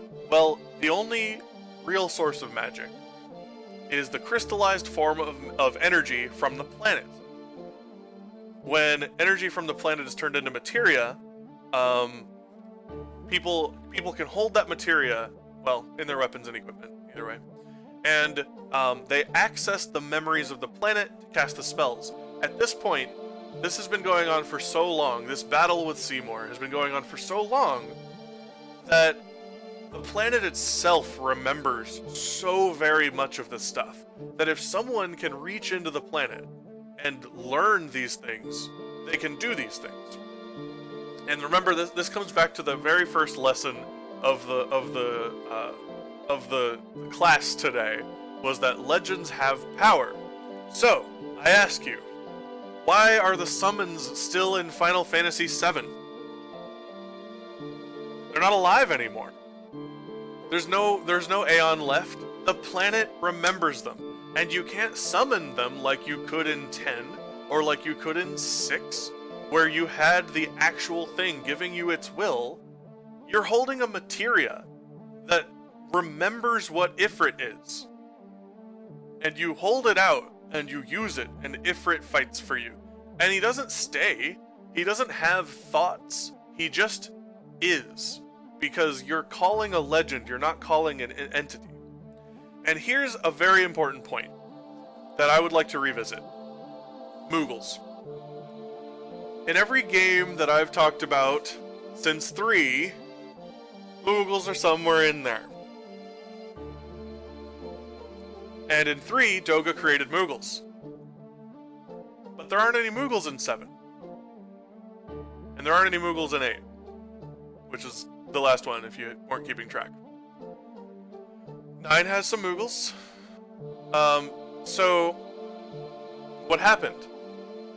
Well, it's an established fact in 6. So, Mog joins your party, because he's the last one left. When you go and talk to him, all these Moogles that lived in the mountains are gone. It's just Mog. And he joins your party, he's the last Moogle. So, Mog, not Moogles, Mog is a legend. Mog took down Kefka. Mog is remembered as being the Moogle that was a hero. And yes, Salty, in Final Fantasy VII, there is a summon of Choco Mog, where you summon a Moogle that rides a chocobo into battle to ram your enemies. And they're often called Mog, yes. So, I mean, and let's not forget, there's a game in Golden Saucer with a Mog in it, but there aren't any Moogles outside of the games. They're legends, right? Kupo Nut. Okay, so Shinra Corporation is presumably founded by a person who found some very ancient information on the Al Bhed, and Shinra's research, and Shinra, the Al Bhed's research into the Far Plane and the Promised Land. Okay, so when the space station was destroyed in Final Fantasy IV: The After Years, and pieces were thrown to Gaia, some of those pieces had information. Some of them had names. And it would be reasonable to assume that someone found something and eventually decoded it, however he got his hands on it, and got some data learned about the actual power, because the Shinra Corporation is exactly what Shinra the boy wanted before he realized the devastating side effects. So, it would make sense. The only thing that's weird here is that President Rufus Shinra, has Shinra as a last name, but I can only assume that it was taken like a name change, like a localized name change, like someone changing their name when they go to a new country or something, and just decided on Shinra because of what they found. I don't know. The Jenova and Cetra story is very real, but it's flawed. The planet the Cetra came from is Spira.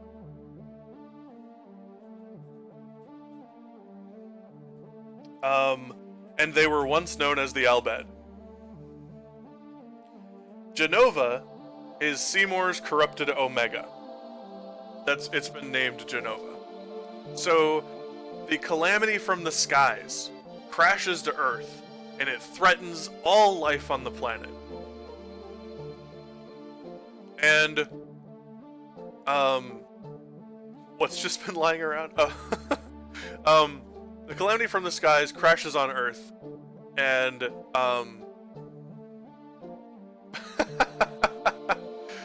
and it creates, and it tries to start taking over the planet, threatens all life on Earth, and then the Cetra show up, and the Cetra defend the planet. They are the defenders of the planet. They even go so far as to create weapons to defend the planet. The legend got something wrong. The legend says that the Cetra were sensitive to magic, and could hear the cries of the planet, and could speak to the life stream. But they weren't magical. They were mechanical. And to those of insufficient knowledge, technology looks like magic. So when the Cetra busted out this Omega weapon and ruined Jenova, that shit was magic. Might as well have been a summon.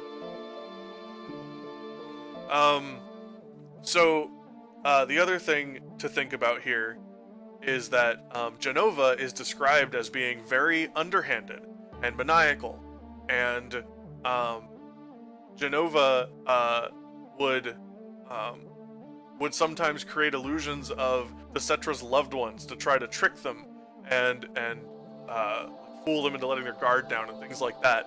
And that sounds very Seymour. So, great question. Wasn't Eris a Cetra, though? Let me ask you something. After hearing this whole speech up until this point, you have a character in Final Fantasy VII who is able to hear the life stream, who is able to heal without healing materia, and who is able to maintain their will after death. Does that sound like a Cetra, or does that sound like a sorceress?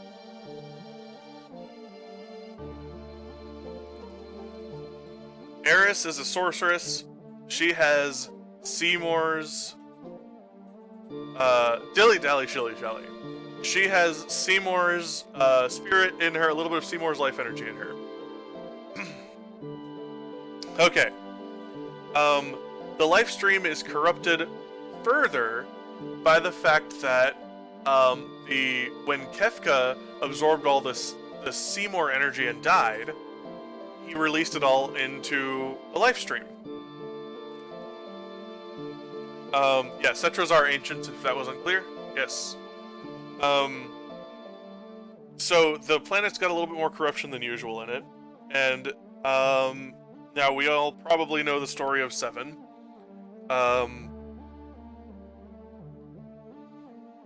So the fact that Mako exposure makes people strong is not surprising, because it's life energy. You're filling this person up with multitudes of life energy. Like, this is crazy. And it also is not surprising that a person can get crazy. Mako sickness, because you're filling them up with memories too. And it eventually can turn people into monsters. Again, not surprising. Seymour called Pyreflies onto his person to create fucking body parts. Like, if you douse someone in life energy, what you get is very likely going to be strong and not controlled. So the first class soldiers, Angeal, Genesis, and Sephiroth, are all given a direct corruption. They are injected with the cells from Jenova. So all this time, people are fighting the corruption of the influence of sorcerers, and you end up with people sort of like Aeris, who they have all this power, but they're not corrupted, right? But then when you consider that Aeris is probably getting the most minute traces. I mean, when Terra was destroyed, it took with it a lot of the spear and life energy, and now, you know, there's only dregs left. But in 7, these 3 soldiers were directly injected with it, physically as babies. So they're faux sorcerers, yes. So they're all given direct corruption that makes them artificial sorcerers, and they've been given direct cells from an Omega. Like, why wouldn't it make sense for them to be incredibly powerful? And their power is unlike anything else. I mean, when you play through Crisis Core and you get to see a couple of the scenes where Angeal, Genesis, and Sephiroth go and do something, the 3 of them are greater than any army or all armies in the world. It is disgusting, the level of power they have.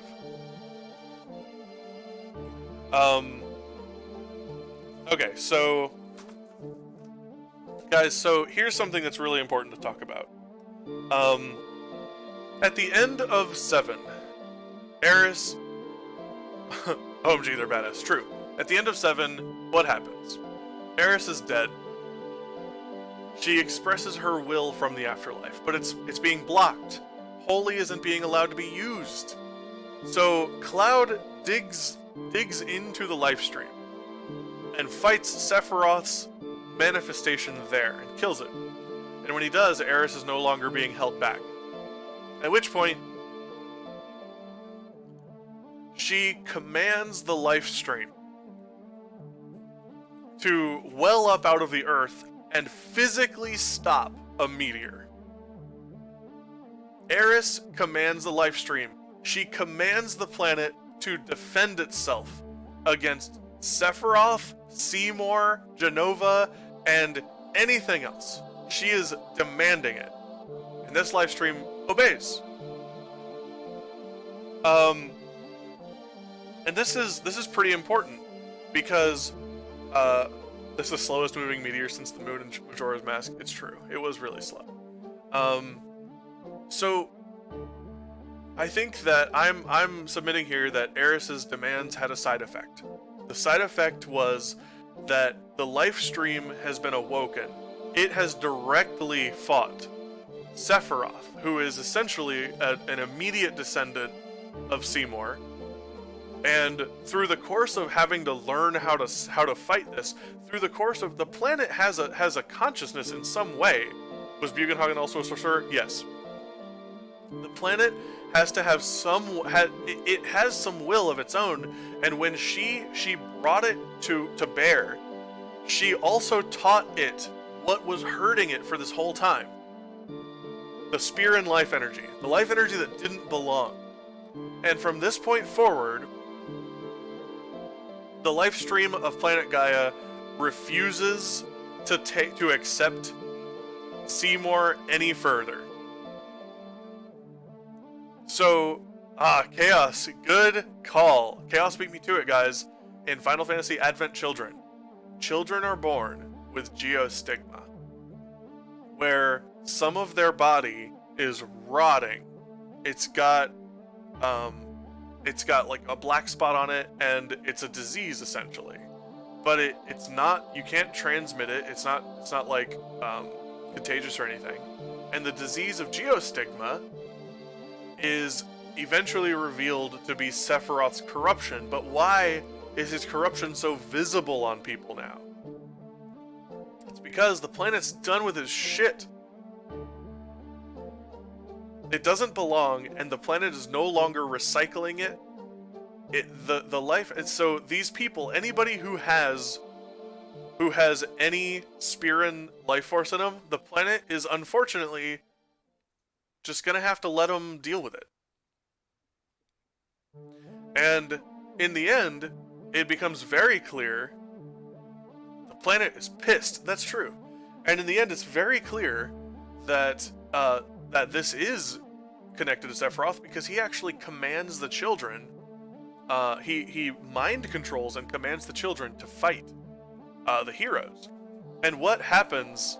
What would happen if the children were to die? I mean, I think the idea is that when the kids would die, their life energy, I think that he was hoping their life energy would go back into the life stream. It's possible that the planet would just continue to filter it out, but if I were Sephiroth, it would be a good bet to try and use the kids with Geostigma to make this happen, to recycle the energy a little bit. So we know that the planet is just not having it anymore. The planet is no longer accepting energy from Seymour. Which takes us to our final game of the series. Final Fantasy VIII. Which is not surprising if any of you guys were following along, because it was the only game left. So, Final Fantasy VIII. Now, this is the one that no one seems to remember. Okay? Nobody liked Final Fantasy VIII, and unfortunately, it's like the linchpin, guys. So I'm gonna tell you the basic-ass story of Final Fantasy VIII right now. Spoilers galore.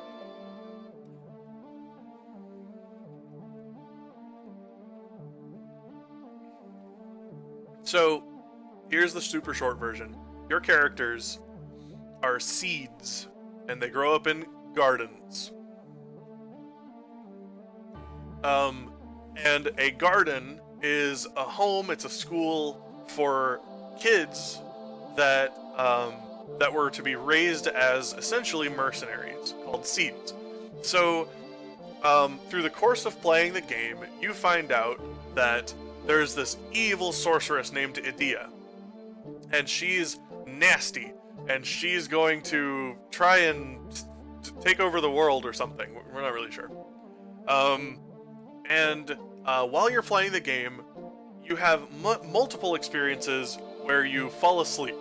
You'll just be trucking along, and then oops, your whole team falls asleep, and then you experience some events that happened,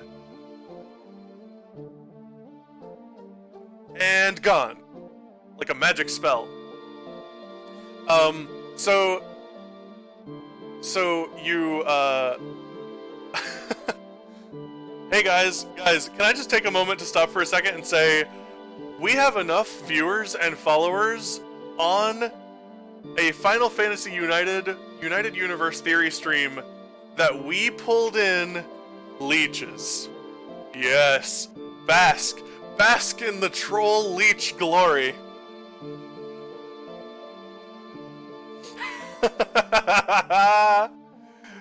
Oh shit. Hey, can I get a mod to copy where he was trying to send us to so we can go there and let that streamer know that this is happening and also possibly report? We did it, Reddit. Alright. Yes, man, you mods are on top of this shit. Okay, let's continue. So, Edea's trying to be all evil. You guys fall asleep randomly. When you fall asleep, you have this experience, like out-of-body experience, but you all share the dream, so you know something's going on, right? We have already heard in this theory of a person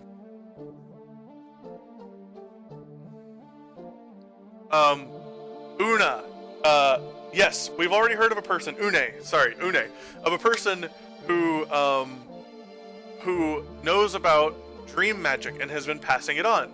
So in 8, we find out that that sorceresses, and in 8 they are all female,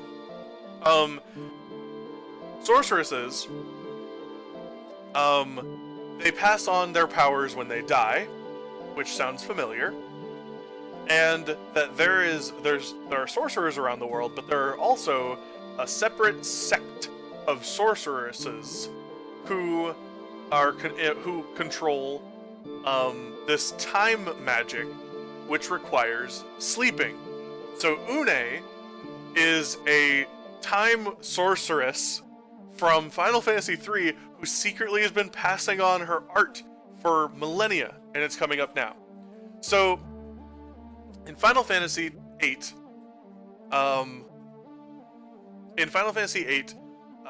there actually, you know what? I just looked at what my next slide is. I'm gonna do it.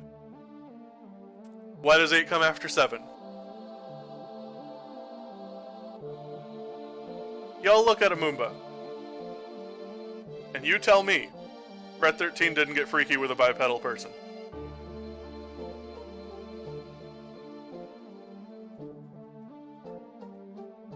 Hojo, who was a batshit insane but also very right most of the time scientist, believed that he could put Red 13, a test subject whom he had in his possession for some time. He believed that he could put Red 13 into a containment area with a human or Cetra, and that Red 13 would produce offspring. A scientist who was studying Red 13 believed that he could do that. So, and in the beginning of Advent Children, we see Red 13 running around with his puppies, so we know, and Moomba's run around on all fours but can stand up.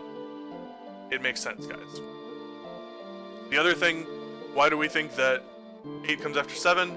This is the Ultima weapon from 7. This is the Ultima weapon from 7. And this is the Ultima weapon wielding the Ultima weapon from 8.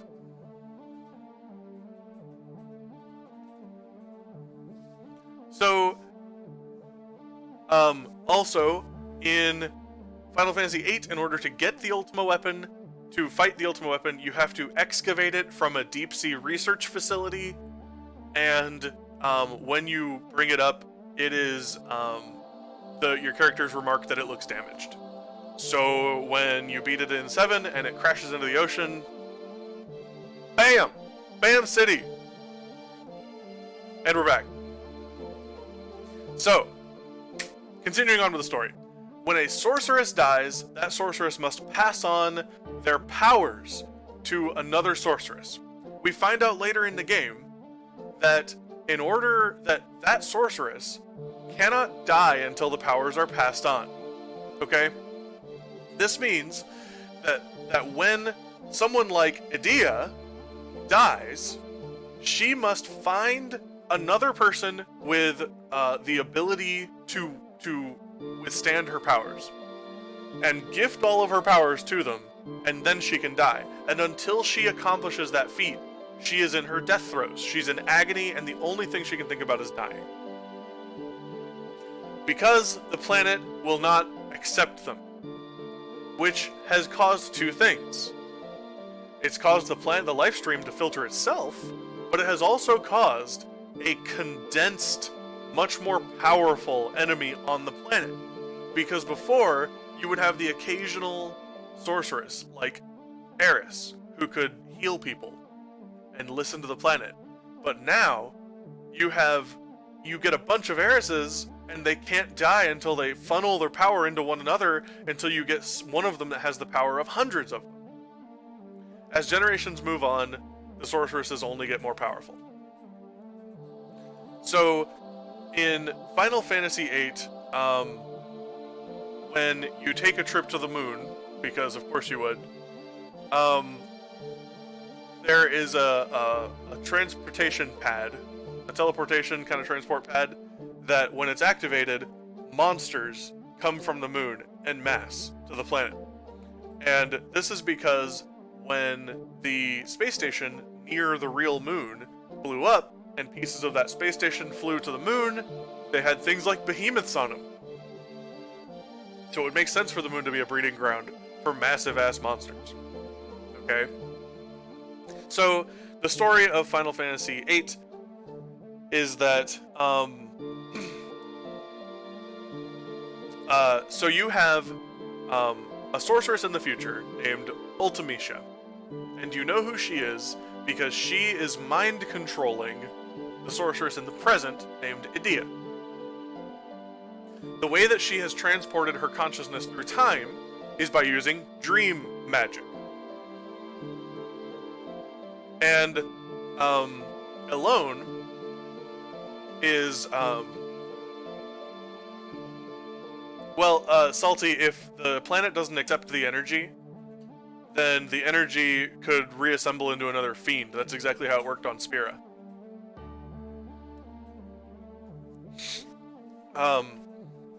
So it's kind of recycling monsters. So, anyway, Ultimecia is a sorceress who, has spent her life. She is a very, very powerful sorceress. And she's so powerful because throughout the generations, as sorceresses have died, they've been handing their powers and combining them down until the remaining sorceresses are insane.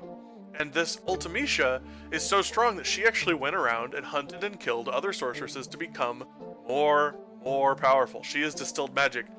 Ultimecia is an embodiment of all of the magic that remained after the filtration process had destroyed Terra, which means Ultimecia has as much power as Kefka.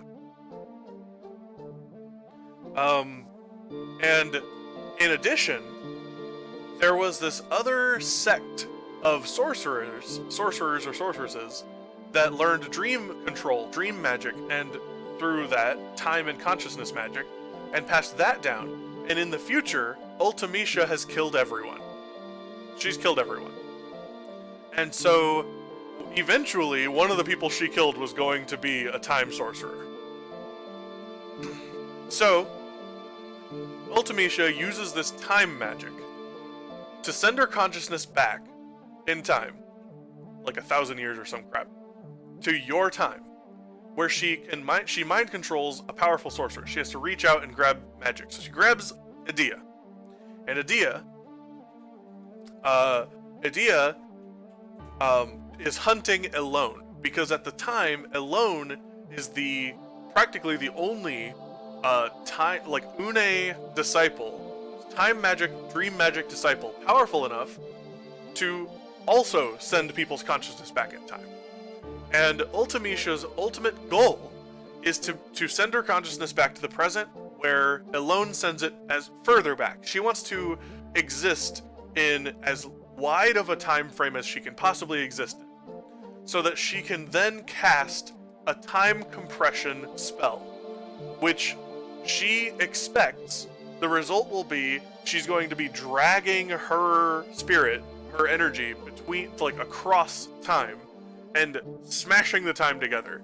Basically, expecting that the result is going to be a tear in space-time that's going to cause all life to perish. Again, sounds pretty Kefka. So she's gonna cause this distortion to make all life perish. And she has a castle that she made that she can live in, and she's basically gonna live alone forever. And my guess is honestly that she's probably doing this out of fear. Thank you so much for the follow, Slink Bucket. We are at the very end of my 2-hour-long lecture of how Final Fantasy all of Final Fantasy 1 through 10 take place in the same universe. So you might want to watch this VOD.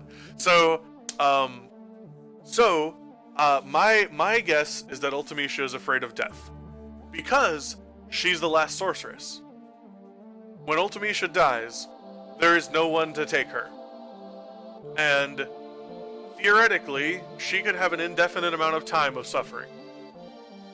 So she takes the actions that she feels she has to take, not only to kill all life on the planet, but to kill all life in any time that could have ever begun to exist, so that she can never be plunged into that.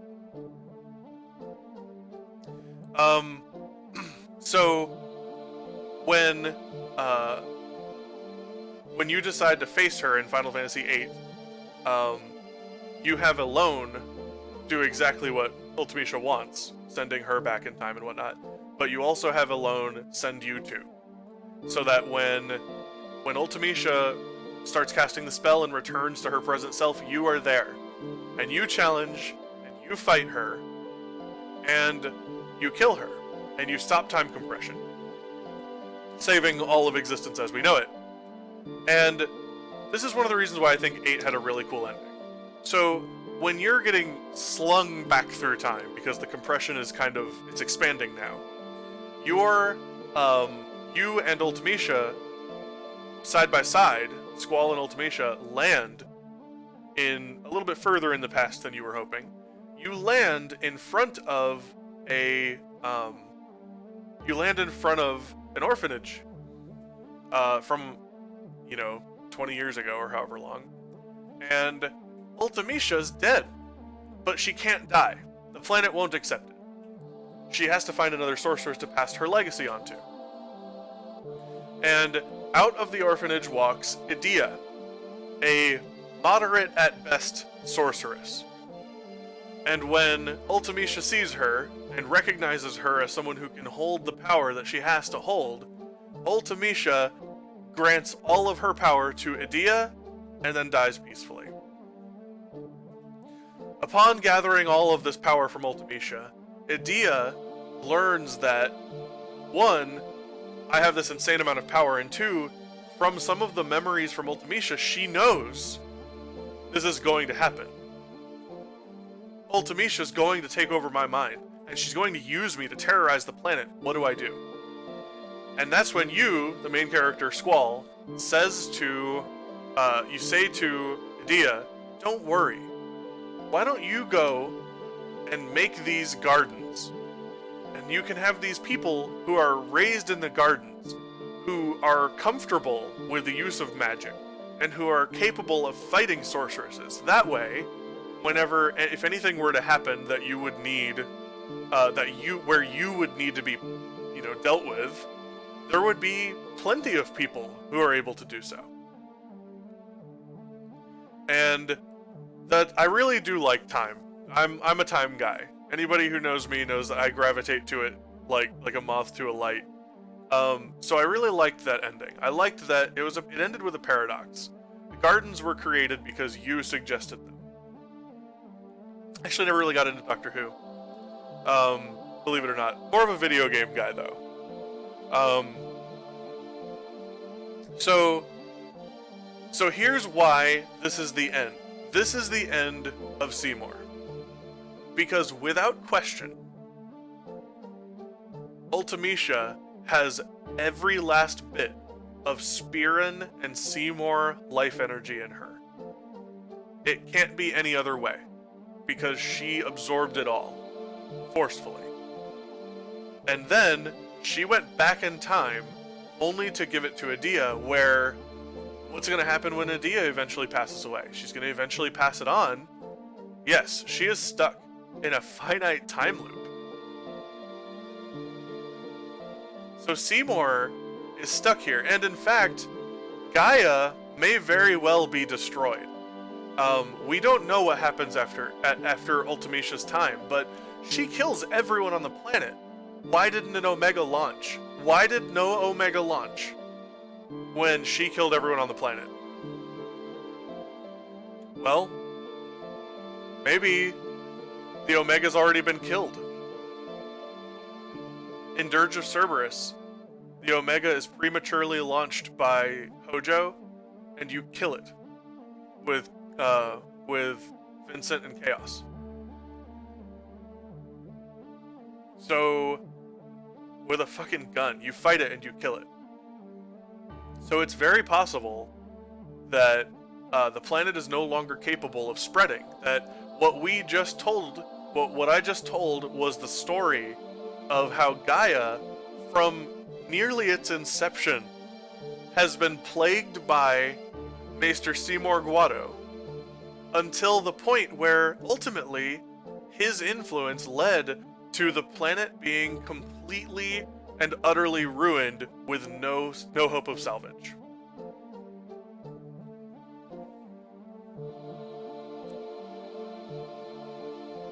The history of Gaia, yes. Welcome back, Xenoguardian. Okay, guys. those are all the notes I have, even the funny ones. That's it.